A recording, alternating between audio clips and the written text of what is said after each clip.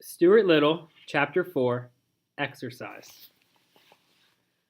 One fine morning in the month of May, when Stuart was 3 years old, he arose early, as was his custom, washed and dressed himself, took his hat and cane, and went downstairs into the living room to see what was doing.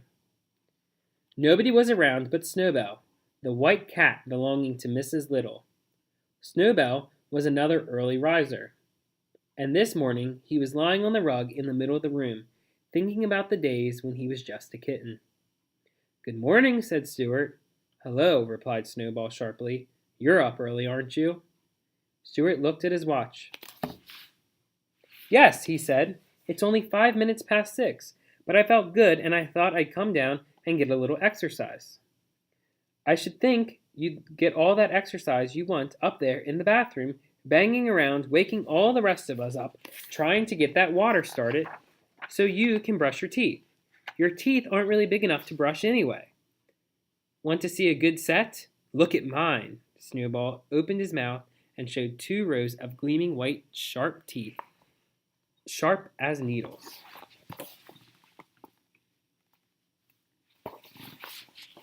"Very nice," said Stuart, "but mine are all right, too, even though they're small.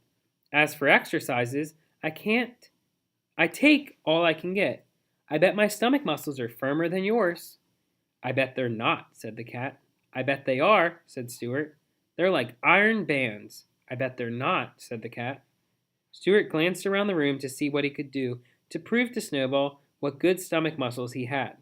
He spied the drawn window shade on the east window, with its shade cord and ring like a trapeze, and it gave him an idea.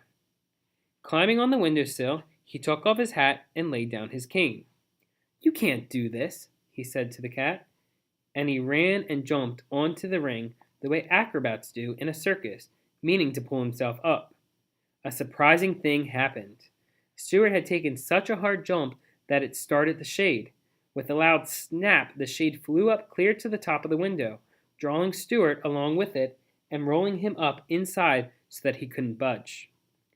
"Holy mackerel!" said Snowball, who was almost as surprised as Stuart Little. "I guess that will teach him to show off his muscles." "Help! Let me out!" cried Stuart, who was frightened and bruised inside the rolled-up shade, and who could hardly breathe.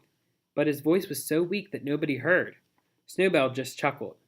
He was not fond of Stuart, and it didn't bother him at all that Stuart was all wrapped up in a window shade, crying and hurt and unable to get out.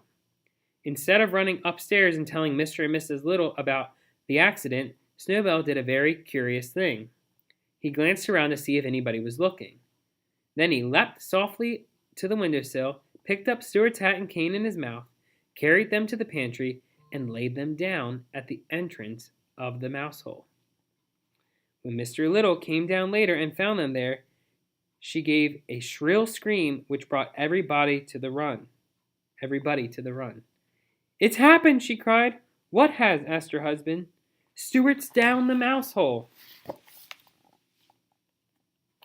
That sneaky cat. That is the end of Chapter 4, Exercise. If you like my channel, you can like and subscribe below.